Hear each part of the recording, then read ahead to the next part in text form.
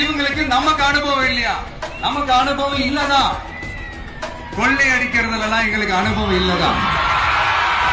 அதெல்லாம் எங்களுக்கு சுட்டு போட்டாலும் வராது.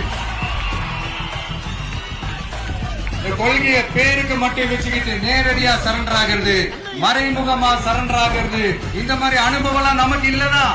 அதுவும் நமக்கு சுட்டு போட்டாலும் வராது. மக்களை நேசிக்கிற நல்ல குணம் இருந்தா போதும்யா.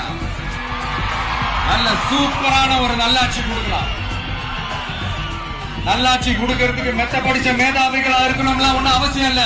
காமராஜர் அவர்கள் மாதிரியோ எம்ஜிஆர் அவர்கள் மாதிரியோ மக்கள் சக்தியின் துணையால, மக்கள் மேல அக்கறையா இருக்கக்கூடிய நல்ல அதிகாரிகளின் துணையால சூப்பரான ஒரு நல்லாட்சி என்னால கொடுக்க முடியும். செஞ்சு காட்டுறேன்.